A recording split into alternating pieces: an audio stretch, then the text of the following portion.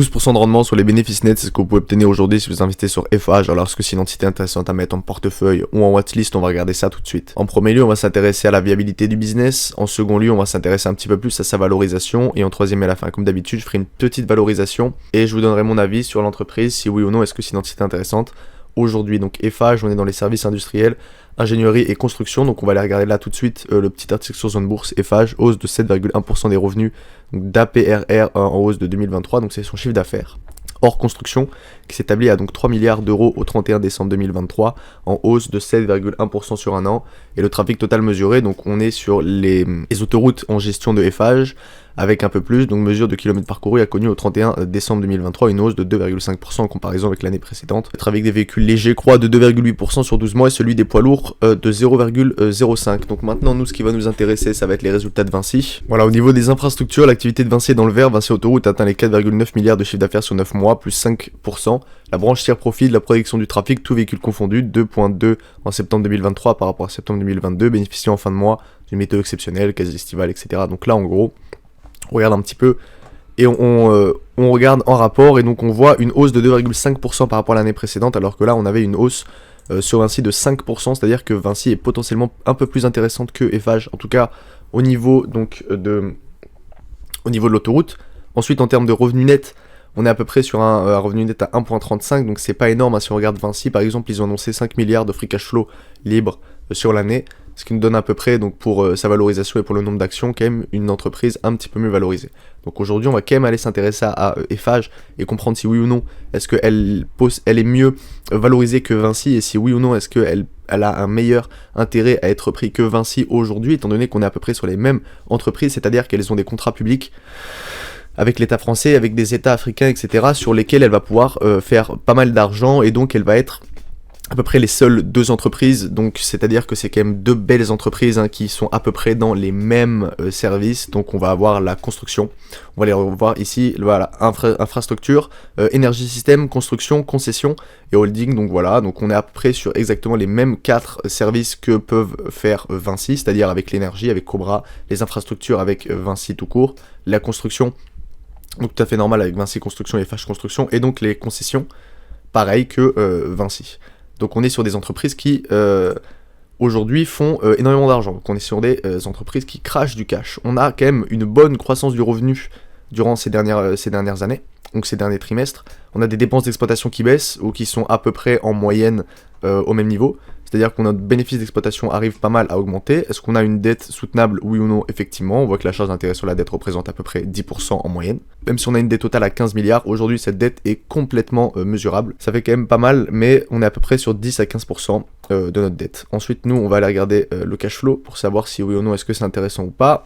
Qu'est-ce qu'on va réinvestir en moyenne? On a un réinvestissement qui correspond à peu près à 50%, voire un petit peu moins souvent pendant certaines années quand on a eu un BFR assez positif, parce qu'on le voit à peu près tous les 2 trimestres, donc tous les 6 mois, le BFR est négatif d'une somme assez conséquente, ce qui fait qu'après on va la récupérer, souvent sur le H2, et donc là vous le voyez, le H2 est souvent très très bon, c'est-à-dire qu'on passe de 600 millions à 500 millions, à peu près à 2 millions, et donc à chaque fois on a une bonne croissance, c'est-à-dire que l'entreprise arrive réellement à faire une bonne croissance, et ensuite en termes d'investissement, on va voir si oui ou non est-ce que ça compense les dépréciations. On voit que c'est pas forcément le cas. On va faire des immobilisations qui vont pas forcément compenser la dépréciation. Alors évidemment, la dépréciation, où est-ce qu'elle se trouve? Est-ce qu'on va aller beaucoup plus déprécier les autoroutes, beaucoup plus déprécier nos services d'énergie, ou est-ce qu'on va aller déprécier des choses qui ne sont peu importantes ou pas importantes, ou est-ce que FH n'a pas envie de se diversifier ou de continuer là-dedans? On sait qu'on a eu un achat de placement ici, à ce niveau-là, il faudrait savoir qu'est-ce que c'est, qu'est-ce que ça représente.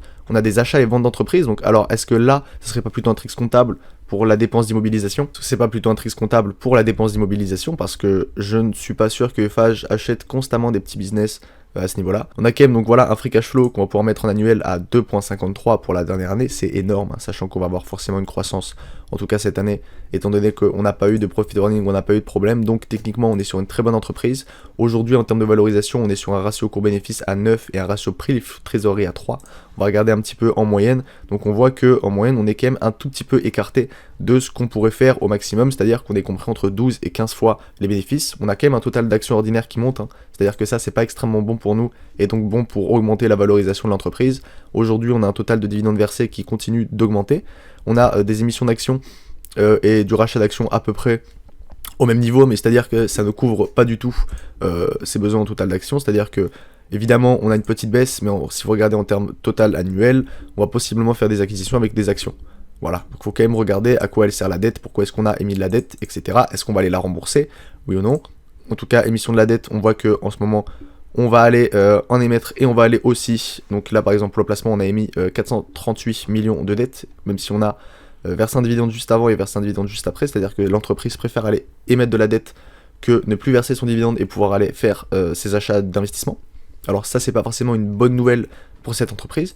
Maintenant, on va aller regarder un petit peu qu'est-ce que pensent les analystes du bénéfice. Là, on est à peu près sur 10 pour cette année, c'est-à-dire un 10% de rendement, et donc en 2022, on arriverait à peu près à 13,88, c'est-à-dire à peu près un 13, voire 14% de rendement sur coût d'acquisition. Et donc aujourd'hui, un PER qui pourrait se situer à peu près à 7 fois les revenus de 2027 techniquement. Voilà, donc maintenant, à vous de réfléchir si oui ou non est-ce que c'est intéressant. On va quand même aller se faire une petite valorisation en moyenne. Donc, hop là, on va sortir la calculatrice. Donc on est sur une entreprise qui peut, donc on va prendre en moyenne un taux de rafraîchissement du compte de résultat, c'est-à-dire qu'en moyenne on va prendre un petit peu un 7% par an. Je pense que ça pourrait être assez bon. Donc on va prendre 20,87. On va aller multiplier. Donc je ne sais pas si l'exposant il marche ici. On va quand même le faire à la main. 1,05 fois 1,05 et fois 1,05. Et on va le faire encore une fois pour une dernière année. Hop, on arrive à peu près à 4 ans. Donc en 2027, donc on sera un chiffre d'affaires à 25,36. On va aller regarder un petit peu nos marges nettes en moyenne. Donc on est sur des marges nettes qui augmentent un petit peu. Hein. C'est-à-dire que nos marges opérationnelles stagnent en moyenne. Nos marges brutes diminuent. Et on arrive quand même à avoir des marges nettes à peu près équivalentes. Donc on va pouvoir peut-être prendre une marge nette à... on va prendre la dernière connue, donc à 4. On va quand même prendre une médiane en vrai. On va plutôt prendre du 4 tout court. Voilà, on va prendre du 4. Donc ensuite, on va aller récupérer donc, le chiffre d'affaires et donc le revenu net. Divisé par 96, on arrive à peu près sur 2 milliards 6 millions en revenu net en moyenne. Donc on va prendre hop, notre 2 milliards 6 millions qu'on va aller diviser par notre total d'action qui est à peu près 92 millions. Divisé par 92, on arrive à peu près sur du 28,26, c'est-à-dire en moyenne le bénéfice qu'on pourra aller récupérer par le nombre d'actions. C'est-à-dire que là, on était à 2 milliards 600 millions divisé par 92 millions, c'est-à-dire c'est bien ça, hein, on avait voilà 92 millions. Donc on pourrait arriver sur un bénéfice par action qui serait à peu près à 28,26.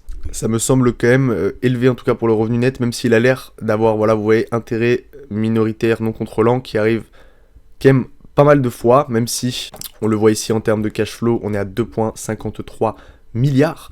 Ce qui est énorme, hein, c'est-à-dire que voilà, en termes de share, en termes par rapport aux bénéfices, on a beaucoup plus. Alors après, évidemment, on va aller réinvestir une certaine somme, mais si on versait la totalité des bénéfices nets, on pourra arriver à donc 28 € par action en termes de free cash flow net par action, ce qui nous donnerait aujourd'hui sur notre prix d'acquisition 97 à peu près 29% de rendement. Donc ça nous donne une action qui pourrait être techniquement extrêmement sous-évaluée à l'heure d'aujourd'hui. À vous de faire votre propre avis, à vous d'aller lire les rapports financiers si oui ou non est-ce que FH peut continuer à avoir une croissance de 7% par an et donc faire un bénéfice net d'à peu près 28 € par action, ce qui serait énorme. C'était Max, j'espère que vous appréciez cette vidéo. Si vous l'appréciez, n'hésitez pas à mettre un like et à vous abonner. Moi je vous dis à bientôt.